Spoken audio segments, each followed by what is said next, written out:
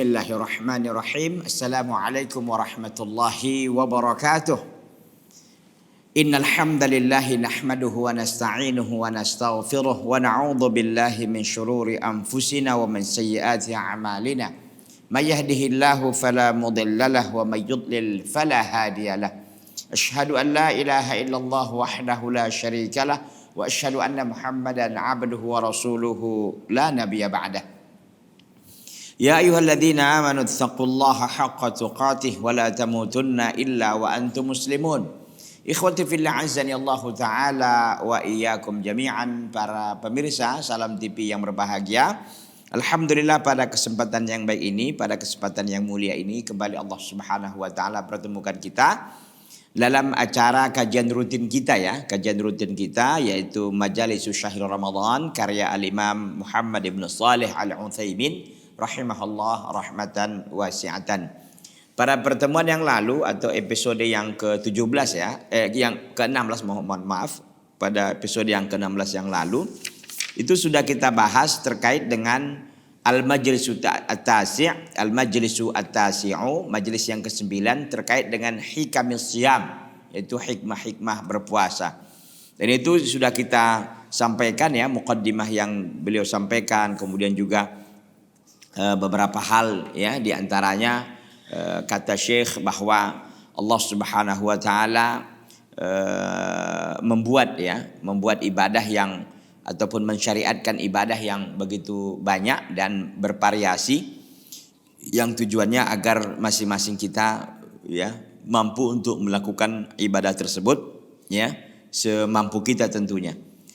Dan hendaknya lah kita, kata beliau, berusaha untuk maksimal kita melakukan ibadah-ibadah tersebut, meskipun mungkin terkadang kita di sebagian ibadah tidak terlalu maksimal, tapi di sebagian yang lain maksimal.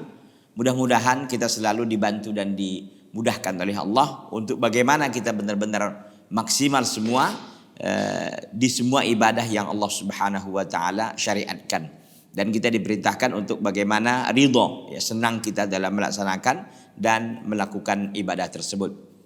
Dan yang terakhir bahasan kita itu bahwa ibadah-ibadah itu ada yang dia amalan badan seperti sholat kata beliau, dan juga ada ibadah yang bersifat harta yaitu zakat ya.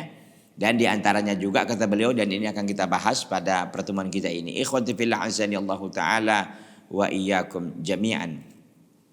Wa minha ma yata'allaqu bi 'amalil badani wa badlil mal jami'an kal haji wal jihad. Di antara ibadah itu adalah yang terkait dengan amalan badan dan harta dan pengorbanan harta semuanya. Jadi antara ibadah badan dan harta, kal haji wal jihad, seperti haji dan jihad. Haji dan jihad itu membutuhkan ya, kedua amalan ini membutuhkan yang namanya tenaga dan membutuhkan biaya. Ya, orang yang berhaji harus ada tenaganya kan, makanya kan syarat berhaji itu salah satunya adalah sehat, mampu secara fisik dan finansial gitu kan. Orang yang berjihad juga begitu, orang berjihad sakit gimana coba, kan nggak bisa. Jadi butuh badan yang sehat, badan yang fit begitu kan, badan yang kuat. Nah di samping itu juga kan butuh biaya untuk jihad. Ya di antaranya mungkin kendaraannya, untuk juga beli persenjataannya, untuk juga bekal di perjalanan, bekal waktu jihad di sana dan seterusnya dan seterusnya. Ini adalah ibadah-ibadah yang membutuhkan tenaga dan membutuhkan biaya. Ya seperti haji dan jihad ini. Wa minha kata Syekh rahimahullah rahmatan wasi'atan ma yata'allaqu bi kaffin nafsi an mahbubatiha wa musyahayatiha qasiyam. Dan di antara ibadah itu yang terkait dengan menahan jiwa dari yang diinginkannya dan yang mustahayatiha, dan yang selera-seleranya gitu, selera-seleranya dan keinginan-keinginannya, yaitu menahan selera jiwa dan keinginan-keinginannya. Seperti apa ibadah itu? Siam, puasa. Ya, kalau puasa kita nggak bisa makan, nggak bisa minum, nggak bisa berhubungan suami istri. Padahal itu sesuatu yang kita suka, sesuatu yang kita selera untuk hal itu. Tapi kan kita sedang berpuasa, kita harus menahan diri tidak melakukan hal demikian ya.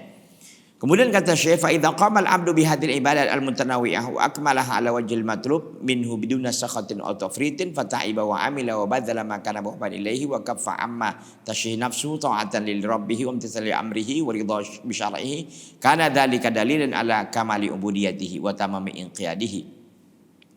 Apabila seorang hamba ya melakukan ibadah-ibadah yang bervariasi ini, yang banyak ragamnya ini, wa akmaliha, ya, apabila seorang hamba melakukan ibadah ini yang begitu banyak macamnya, wa akmalaha ala wajhil matlub, dan dia menyempurnakannya, ya, sesuai yang diminta, gitu ya, sesuai dengan yang disyariatkan, dia menyempurnakan sesuai yang disyariatkan, duna sakhatin, tanpa ada kebencian, tanpa ada kemarahan, au tafritin, atau melalaikan, tanpa ada kebencian, tanpa ada melalaikan. Fata'iba, maka dia lelah, wa amila, dan dia telah beramal, wa badzala makana mahbuban ilaihi, dan dia telah mengerahkan segala yang dicintainya karena untuk peribadatan tersebut. Wa kaffa amma tashhi nafsu, dan telah menahan segala apa yang diinginkan oleh dirinya, ta'atan li rabbih, sebagai dalam rangka ketaatan kepada Rabbnya, wa imtitsalan li amrihi, dan untuk menjunjung tinggi perintahnya, wa ridha bi syar'ihi, dan dia ridha dengan syariatnya, kana dzalika dalilan, maka hal itu menjadi bukti ala kamali ubudiyatihi, sempurnanya peribadatannya, penghambaannya, ya, wa tamami qiyadihi, dan sempurnanya loyalitasnya atau sempurnanya ketundukannya, wa mahabbatihi, dan kecintaannya li rabbih, kepada Rabbnya, wa ta'dhimihi lahu, dan pengagungannya kepada Rabbnya. Fatahaqqaqa fihi wasful ubudiyah, maka terpastikanlah pada dirinya itu ada sifat penghambaan kepada Allah Rabbil Alamin. Jadi ketika orang itu yang mampu melakukan ini semua ibadah dengan baik, ya, tidak ada di sana sakhat, tidak ada rasa benci, tidak ada rasa terpaksa, tidak ada rasa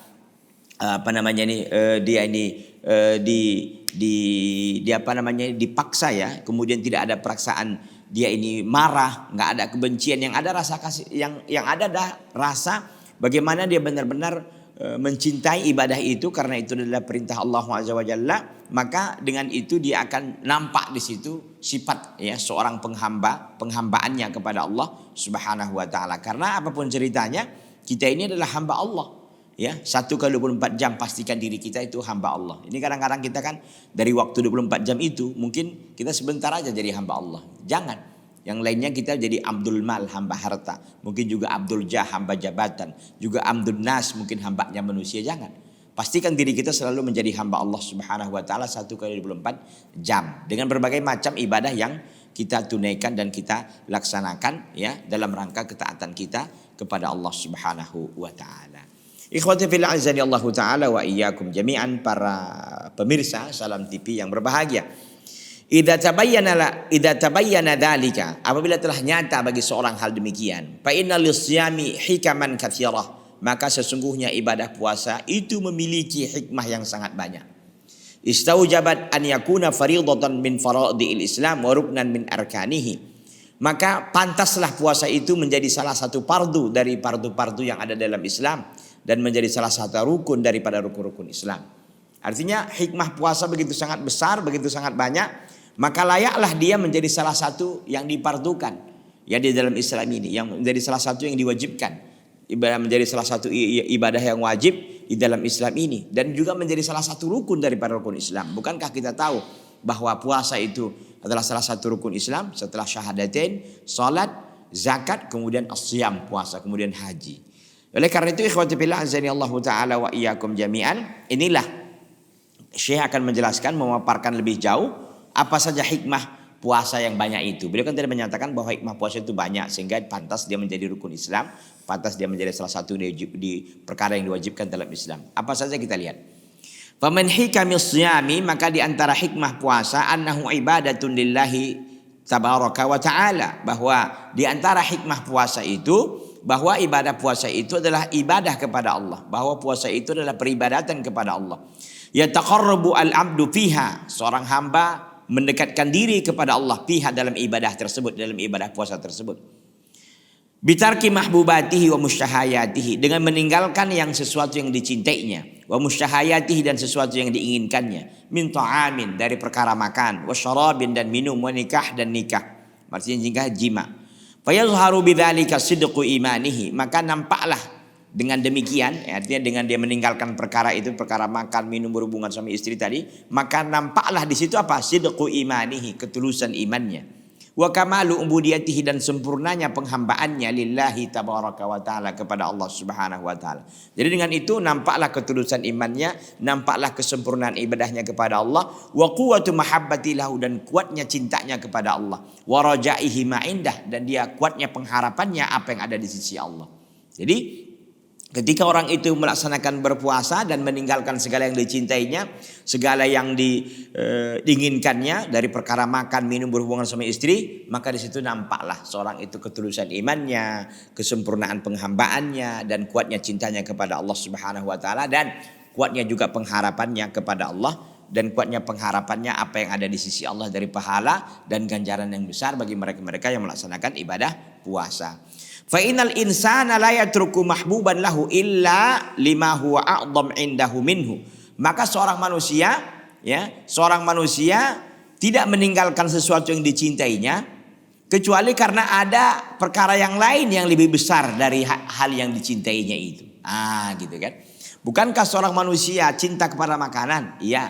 Bukankah seorang manusia cinta kepada minuman? Iya, kepingin dan mau kan. Bukan seorang manusia yang sudah menikah akan suka dengan istrinya, dia akan ingin menggauli istrinya. Iya, itu natural sekali, alami sekali. Tetapi dia tinggalkan semua itu karena ada sesuatu perkara yang lebih besar dari yang dicintainya itu. Allahu Akbar. Apalagi kalau bukan mengharapkan ganjaran dan pahala dari Allah Subhanahu wa taala.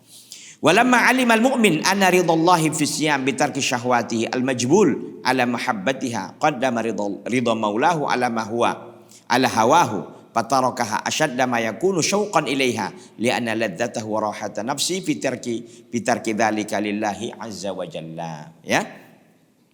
Dan manakala seorang mukmin mengetahui bahwasanya ridha Allah, ya, bahwasanya ridha Allah dalam berpuasa, bahwa kesenangan, ya, keridhaan Allah di dalam berpuasa itu dengan meninggalkan syahwat yang telah difitrahkan kepadanya, ya. Seorang mukmin tahu bahwa ridho Allah itu dalam kita berpuasa dengan kita meninggalkan syahwat yang difitrahkan kepada kita ala mahabbatiyah, untuk mencintai syahwat. Bukankah secara natural kita ini diberikan oleh Allah fitrah untuk mencintai, untuk melampiaskan syahwat? Itu sesuatu yang manusiawi, begitu kan. Tapi seorang mukmin tahu bahwa ketika dalam berpuasa, sedang berpuasa, nggak bisa kecuali kita betul-betul meninggalkan itu semua, ya. Qaddama ridha maulahu, dia mendahulukan ridha Allah, ya, ridha maulahu, ridha maulanya yaitu Allah, ala hawahu, di atas hawa nafsunya. Fatarakaha, maka dia meninggalkan hawa nafsunya tersebut. Asyadda ma yakunu syauqan ilaiha, padahal dia suka dan rindu sekali untuk melampiaskan hawa nafsunya. Li'anna ladzatahu wa rahata nafsi fi tarki dzalika lillahi azza wa jalla. Karena dia tahu bahwa kelezatannya dan ketenangan jiwanya ada dalam perkara itu semuanya, ya, karena Allahu azza wa jalla. Karena dia tahu bahwa kelezatan, ya, dan kelezatan dirinya dan ketenangan dirinya itu ada dalam perkara-perkara meninggalkan sesuatu karena Allah Subhanahu wa taala. Coba Anda tinggalkan maksiat, maka kita akan mendapatkan ketenangan. Coba kita tinggalkan sesuatu yang dilarang oleh Allah, maka kita akan mendapatkan ketenangan. Kenapa? Karena kita meninggalkannya lillah, gitu. Bukan karena kita nggak punya modal, bukan karena kita nggak punya uang, bukan karena kita nggak punya kesempatan, bukan karena kita tidak punya jaringan dan relasi untuk maksiat itu. Punya itu semua, tapi kita tinggalkan lillahi subhanahu wa ta'ala, maka di titik itu kita mendapatkan kelezatan. Kita mendapatkan kelezatan dan kita mendapatkan tenangan jiwa. Ikhwati fillah, a'azzani Allahu ta'ala wa iyyakum jami'an. Tampaknya kita jeda sejenak dulu. InsyaAllah ta'ala kita akan lanjutkan lagi setelah yang satu ini. Jangan kemana-mana, bertahan terus di Salam TV, sahabat keluarga Muslim.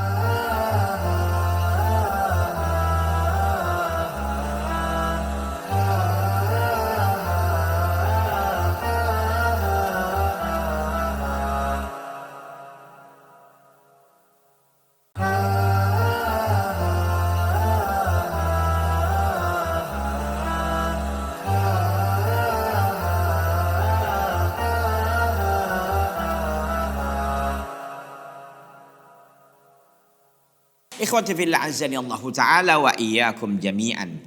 Walidzalika kana katsirun minal mu'minina law duriba aw hubisa ala an yufrita yawman min ramadana biduni udhrin lam yuftir wa hadhil hikmatu min ablaghi hikamis siyami wa a'dhamiha.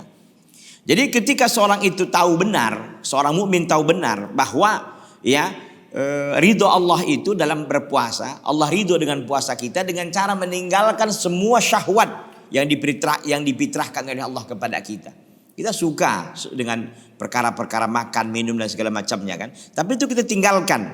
Karena kita tahu Allah nggak akan senang dengan orang yang berpuasa kecuali dengan dia melakukan hal itu, yaitu meninggalkan perkara-perkara yang dapat membatalkan puasa kan.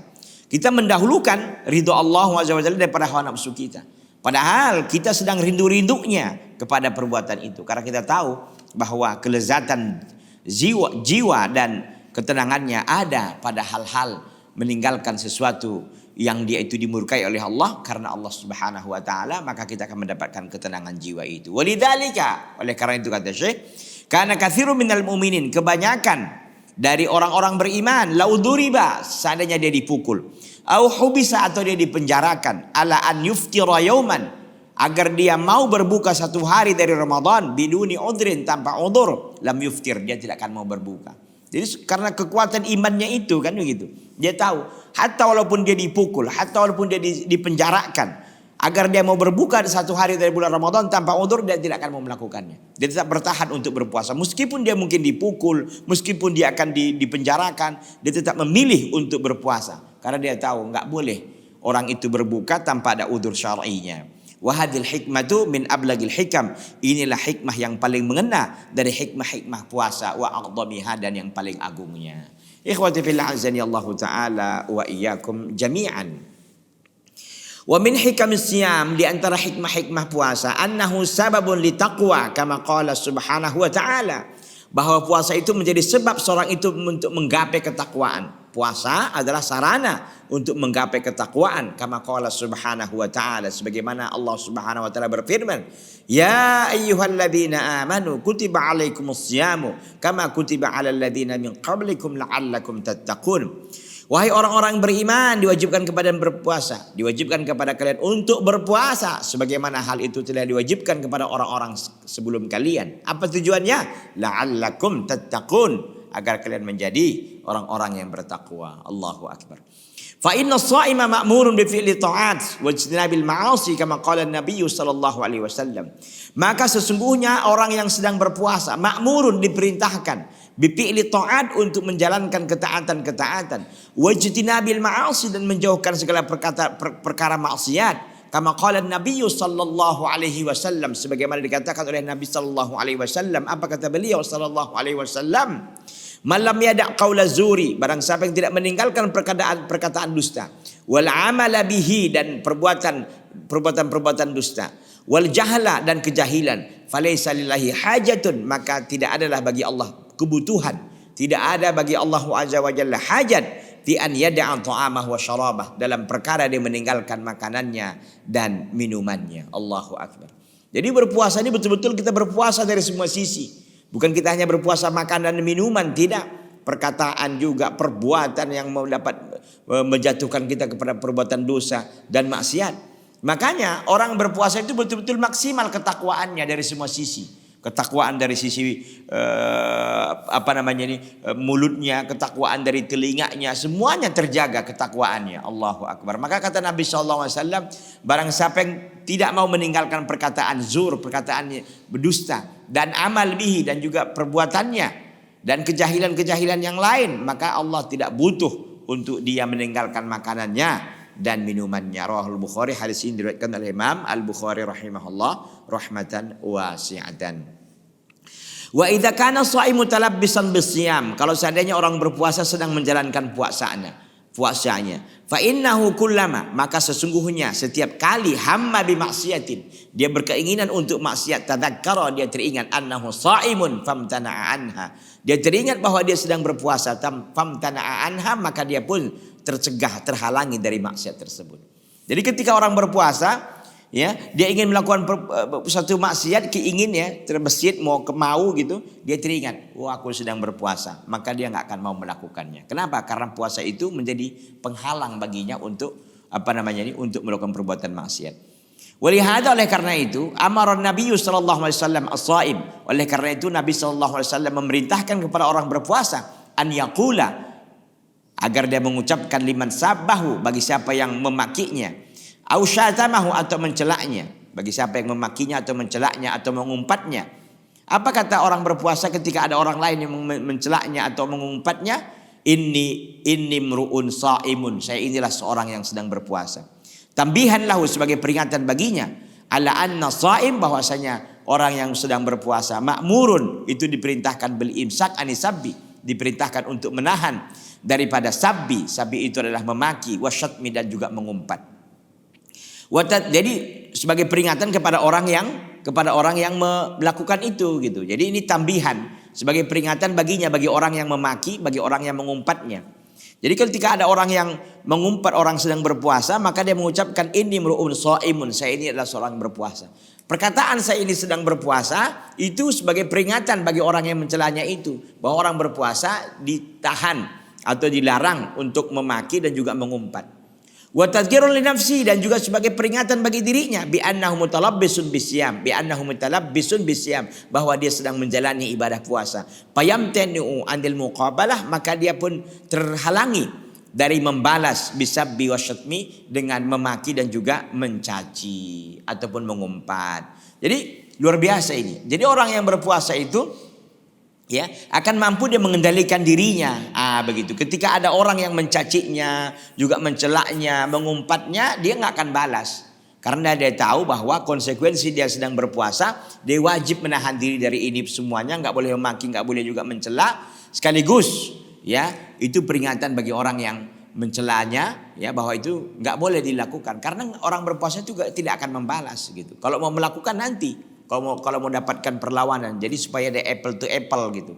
Kalau ini enggak kan, kalau seandainya dia memaki orang yang sedang berpuasa, orang berpuasa enggak akan membalas, karena dia tak sadar betul bahwa orang berpuasa tidak boleh melakukan hal demikian.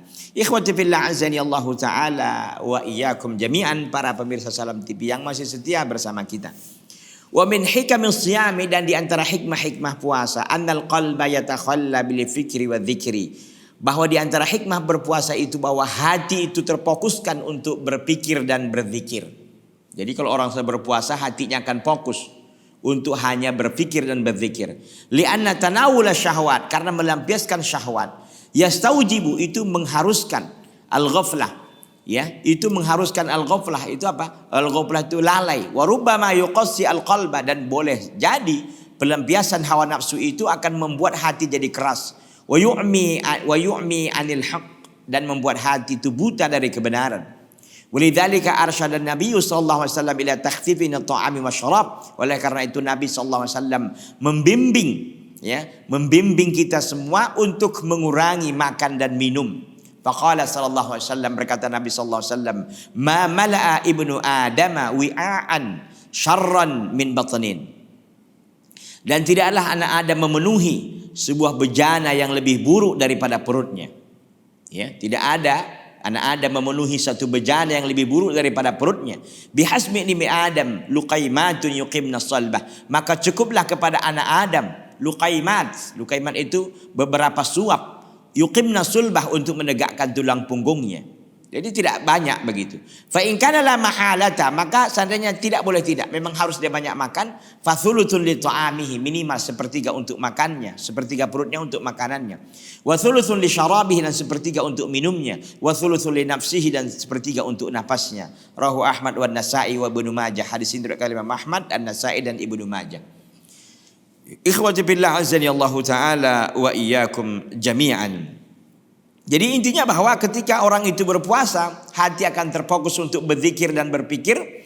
Kemudian kita tahu konsekuensi orang yang banyak makan dan minum, yang tanpa diiringi, tanpa diimbangi dengan tenaga yang kuat. Ini harus dibedakan. Jangan, berarti Ustadz kita ini kerja berat, bagaimana makan kita, minum kita harus sedikit juga, tenaga nggak ada. Bukan, ini orang-orang yang memang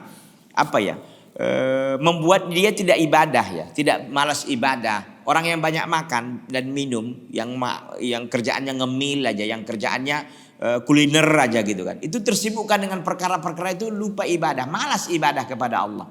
Tapi beda halnya dengan orang yang pekerja berat, yaitu kan seimbang memang kan. Orang yang menyangkol di ladang, orang yang mungkin bawa kayu, nelayan yang butuh tenaga yang kuat, itu seimbang. Ini orang banyak makan, kerjaannya biasa-biasa saja, makannya aja yang kuat, ibadahnya nggak ada. Nah, ini yang dipermasalahkan ya. Dan memang lagian tentu banyak makan juga banyak penyakit jadinya kan. Ketika itu tidak diimbangi dengan tenaga yang dikeluarkan untuk pekerjaan yang positif tentunya. Ikhwati billah azani Allah taala wa iyyakum jami'an. Wa fi sahih Muslim anna Hanzalah al-Usaidi, dalam sahih Muslim bahwa sahabat Hanzalah al-Usaidi wa kana min kutabi Rasulillah sallallahu alaihi wasallam, dan dia termasuk orang-orang yang mencatat wahyu-wahyu dari Rasulullah sallallahu alaihi wasallam. Dia termasuk kutab, itu tukang catat Rasulullah sallallahu alaihi wasallam, termasuk mencatat wahyu atau mencatat surat-surat Rasulullah sallallahu alaihi wasallam. Qala lin Nabi sallallahu alaihi wasallam, berkata Hanzalah kepada Nabi sallallahu alaihi wasallam, nafaqa Hanzalah menjadi munafik ya Rasulullah. Faqala Rasulullah sallallahu alaihi wasallam, maka Rasulullah sallallahu alaihi wasallam pun mengatakan, wa madzaka, apa yang menyebabkan itu? Qala ya Rasulullah, nakunu indaka tudzakkiruna bin nari wal jannah hatta ka'anna ra'yu ainin. Ya Rasulullah, ya, kami bersama engkau, tudzakkiruna, engkau mengingatkan kami tentang sorga, tentang neraka dan sorga. Hatta ka'anna ra'yu ainin, sehingga seolah-olah kami melihatnya dengan mata kami. Fa idza kharajna, maka apabila kami keluar min indika, dari sisimu, afasna azwaj, kami pun bertemu dengan istri-istri kami, wal aulad, dan anak-anak kami, wal dhai'at, dan harta tijarah kami, harta perdagangan kami. Fanasina katsiran, maka kami lupa semua yang kebanyakan kami lupa terhadap apa yang kau ingatkan. Ketika bertemu dengan anak, dengan istri, dengan perdagangan, kita pun lupa, sibuk dengan hal itu. Lupa apa yang dinasihatkan oleh Nabi sallallahu alaihi wasallam. Itu yang disampaikan oleh Hanzalah. Wa fihi walakin ya Hanzalah. Ini tentu potongan hadisnya. Kemudian kata Nabi sallallahu alaihi wasallam, walakin ya Hanzalah, wahai Hanzalah, sa'atan wa sa'atan, yaitu sesaat dan sesaat. Salatu marat, 3 kali. Maksudnya di sini apa? Bahwa kita ini, manusia ini, memang al-imanu kan yazidu wa yanqus. Iman itu bertambah dan berkurang, kan begitu. Manusia ini tidak ada dari satu keadaan normal itu aja, tidak. Pastilah berkurang imannya dengan mungkin ada maksiat dilakukannya, dan iman itu kan bertambah dengan ketaatan yang dilakukannya. Dan manusia ini manusiawi sekali. Ketika dia bergabung dengan anak istri, bercengkrama, main-main, lupa dengan ibadahnya kepada Allah. Boleh jadi lupa ibadah kepada Allah, dan mungkin juga dia lupa dengan perkara-perkara yang diperintahkan dalam agama. Makanya Hanzalah merasa itu nafak, seperti munafik gitu kan. Padahal itu kata Nabi, sesaat. Memang gitu kadang-kadang manusia ini. Kadang dia imannya lagi naik-naiknya, terkadang dia turun begitu kan. Maka kita berusaha untuk selalu menjaga ya iman kita ini agar tetap, kalaupun nggak bertambah terus gitu, minimal dia bertahan di posisi itu gitu ya. Ikhwati billah azani Allah taala wa iyyakum jami'an. Wa qala Abu Sulaiman ad-Darani, Abu Sulaiman ad-Darani berkata, ini nafsa, sungguhnya jiwa, idza ja'at, apabila dia lapar, wa atishat, dan dia haus, sofal qalbu, hati akan menjadi jernih, wa raqqa, dan akan menjadi tenang, wa idza syabi'at amyal qalba, apabila kenyang jiwa itu, amyal qalba, membuat hati akan buta. Ikhwati fillah azani Allah taala wa iyyakum jami'an. Jadi ketika jiwa kita ini lapar dan haus, hati itu kan akan tenang katanya. Akan tenang, akan nikmat, waraqqa, dan dia akan lembut. Dan biasanya orang yang memang makan kuat banyak tapi tidak diimbangi dengan tenaga yang dikeluarkan juga banyak, itu akan terjadi hatinya akan gelap ya, hatinya tidak akan jernih, dan hatinya pun tidak akan lembut, tapi sebaliknya akan jadi keras. Wa idza syabi'at amyal qalba, apabila dia syabi'at, yaitu kenyang, amyal qalba, hati pun akan terbutakan. Ikhwati fillah azani Allah taala wa iyyakum jami'an. Tampaknya pun kita harus jeda sejenak. Kita akan lanjutkan nanti setelah yang satu ini. Jangan kemana-mana, bertahan terus dalam TV Sahabat Keluarga Muslim.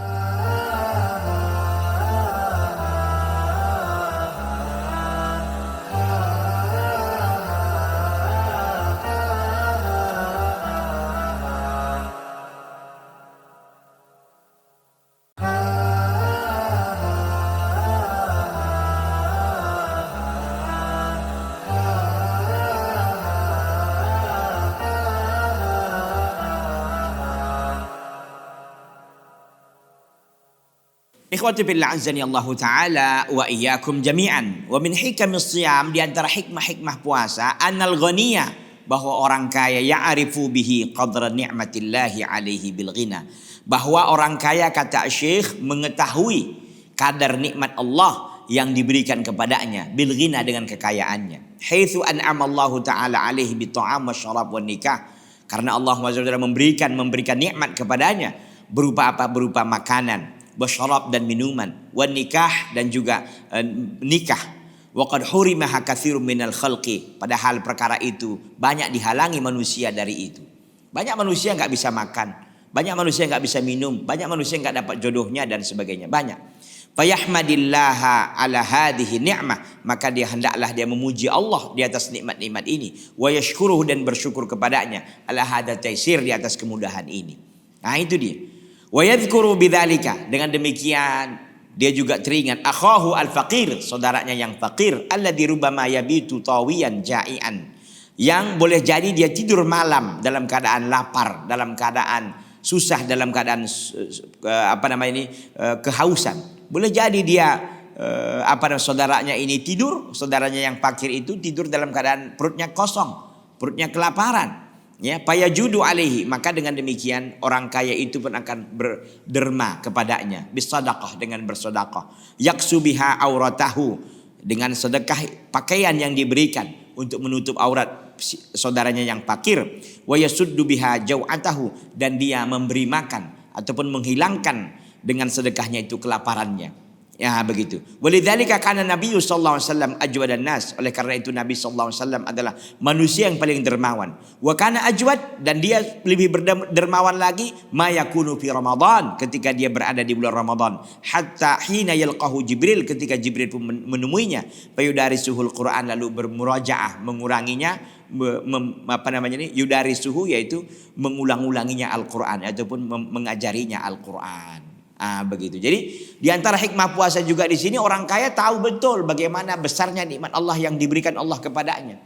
Dari perkara makanan, minuman, pakaian, kendaraan dan lain-lain sebagainya. Padahal mungkin ada, bahkan banyak saudara kita kaum muslimin yang lain itu tidak merasakan hal demikian, tidak merasakan nikmat itu. Maka orang kaya akan sebanyak-banyak bersyukur kepada Allah. Dia akan membantu dan ingat dengan saudaranya yang fakir, yang barangkali tidur malam perutnya kosong, lapar dan sebagainya, maka dia pun berderma. Dia tahu kan bagaimana sakitnya ketika dia lapar waktu puasa. Iya, sakit ya. Kita tahu bahwa puasa itu enggak enak sebenarnya kan. Tapi karena itu perintah Allah, kita jalankan penuh dengan kecintaan kepada Allah.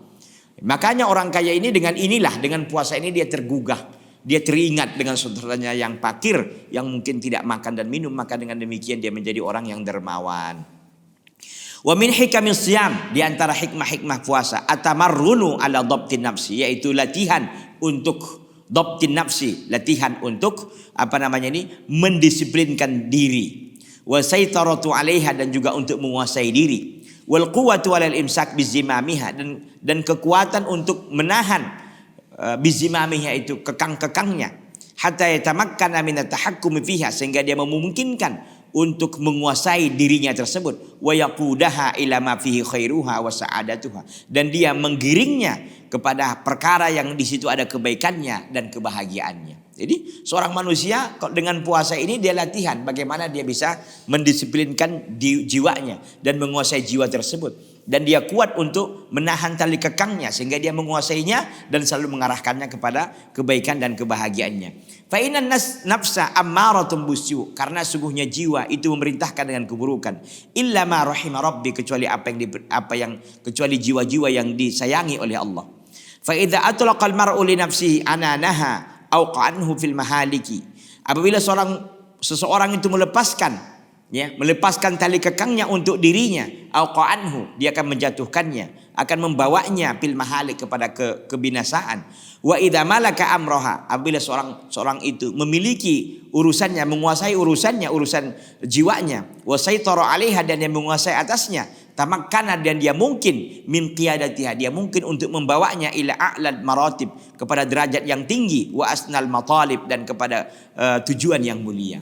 Artinya ketika seorang itu mampu mengendalikan hawa nafsunya, mampu menguasai dirinya, maka dia bisa mengarahkannya kepada derajat yang tinggi, kepada tujuan yang mulia dan seterusnya dan seterusnya. Artinya dia yang menguasai dirinya, dia menguasai hawa nafsunya, bukan hawa nafsu yang merajai dirinya. Kalau hawa nafsu sudah merajai diri kita, maka kita akan hancur dan binasa. Tidak akan bisa kita melakukan ketaatan kepada Allah Subhanahu wa taala.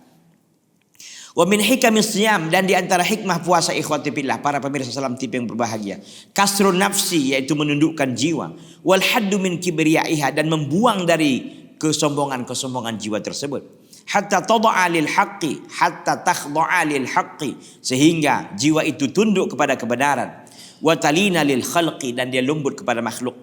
Fa inna syab'a wariya, sesungguhnya kekenyangan dan rasa puas, wa mubasyaratan nisa, dan bergaul dengan wanita, yahmilu kullu minha, akan membawa semua itu, alal asyari, kepada keburukan, wal batari, dan kecongkakan, wal uluwi, dan takabbur, wal uluwi, ketinggian hati, wa takabburi, dan ketakaburan, alal khalqi, terhadap manusia, wa anil haqqi, dan takabbur dan sombong dari kebenaran.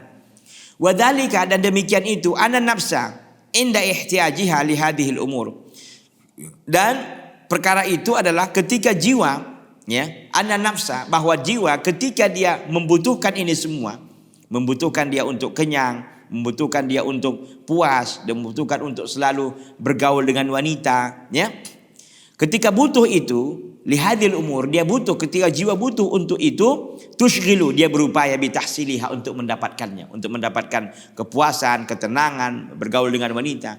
Fa idza tamakkanat minha, apabila jiwa mungkin untuk mendapatkannya, ra'at annaha zafirat, dia melihat dirinya itu zafirat, menang, bima tulubiha, dengan apa yang diinginkannya. Fayahsululaha, maka terjadilah pada dirinya itu minal farah al-madhmum, yaitu farah al-madhmum artinya adalah kesenangan yang tercela, wal batari, dan menolak atau kesombongan, mayakunu sababan lihalakiha, yang menjadi sebab kehancurannya, wal ma'sum man asamahallah, orang yang maksum adalah orang yang dijaga oleh Allah Subhanahu wa taala. Intinya bahwa, ya, dengan puasa itu kita bisa menundukkan jiwa dan membuang segala ketakaburannya. Dan ketika orang tidak bisa mengontrol jiwanya, dia ingin selalu puas, dia ingin senang, bergaul dengan wanita, maka sungguhnya itu akan membawa dirinya kepada kesombongan dan membawa kepada dirinya kepada kegembiraan yang tercela. Mengapa tidak? Karena dia nggak akan pernah sadar, dia tidak akan pernah tahu diri bahwa semuanya itu adalah membawanya kepada kebinasaan, membawanya kepada kehancuran. Ya, kenapa? Karena menjadi orang yang sombong, nggak mau dengan kebenaran dan lain sebagainya. Karena dia merasa memiliki segalanya, kan. Kita suruh puasa, suruh ibadah, dia nggak mau. Kenapa? Karena dia merasa dirinya hebat, dirinya memiliki semuanya. Untuk apa itu? Ya, begitu. Ini tentu kehancuran ikhwati billah, azani Allahu taala wa iyyakum jami'an. Wa min hikamis siyam, di antara hikmah puasa, anna majarid dam, bahwa tempat, ya, mengalirnya darah, tadhiqu, itu menjadi sempit, bisababil ju' wal atash, karena sebab lapar dan haus. Fatadhiqu majari syaitan, maka sempit pula lah tempat mengalirnya syaitan minal badan, di badan.